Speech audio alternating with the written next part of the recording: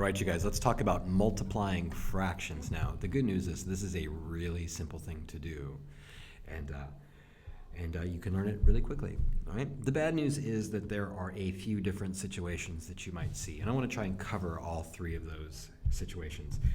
I'm not going to talk about why they work or what is going on. I just want to show you how to do the operations, right? So that's kind of exciting. Just how do I do it, Mr. Meyer? All right, let's start with a fraction like, say, 2/4.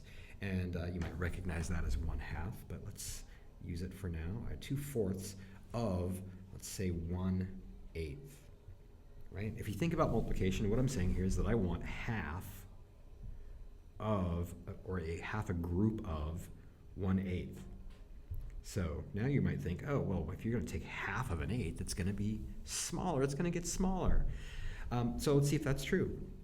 Okay, here's how you do it. We are going to multiply straight across. Numerator times numerator. 2 times 1 is 2. And then we're going to multiply the denominator times the denominator. 4 times 8 is 32. Now people think sometimes don't you need a common denominator to multiply? No, you do not. Right? We're not adding things that are the same or subtracting things that are the same. Those denominators don't need to be the same. But we do need to simplify, right? So let's simplify this. We'll divide them both by 2, and we get 1/16.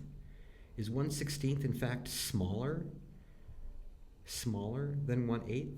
Yes. In fact, it kind of seems like 1/16 might be a half of an eighth. You're right. So that's a multiplication problem. All right.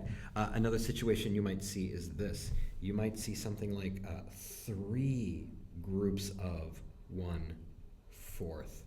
A whole number times a fraction. And what do you do there? There's no numerator, there's no denominator in the 3. But that's actually not true. 3 is a whole number. That means it has a denominator of 1.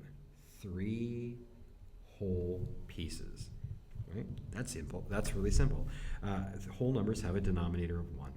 And then we multiply straight across. But first, let's predict. What if I had 3 groups of 1/4?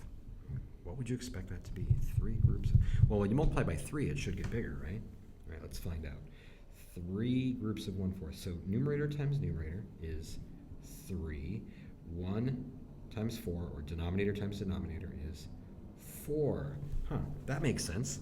When I have 3 groups of 1/4, wouldn't that be thinking like 1/4 plus 1/4 plus 1/4? Sure, right? So we can see that our answer is correct, right?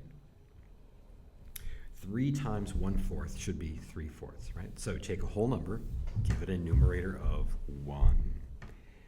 All right, so there we go. We've had a fraction times a fraction, a whole number times a fraction, and now let's try the last one, which is the one that's the biggest pain, right? The biggest hassle. Let's take a mixed number, 2 1/3 times 1 1/2.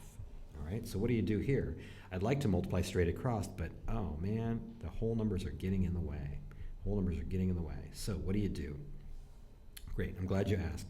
This is what we're going to do. We are going to get rid of the whole numbers, right? We're just going to change them to improper fractions. So 3 times 2, right?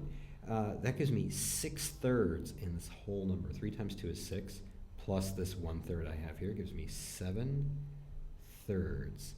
All right? And 2 times 1, that gives me 2. And this whole number right here, that's 2/2, plus 1 more half is 3/2.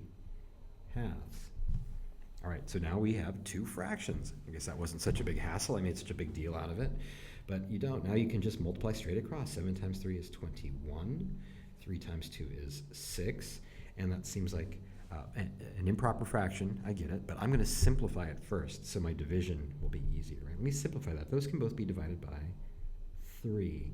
And that gives me 7/2.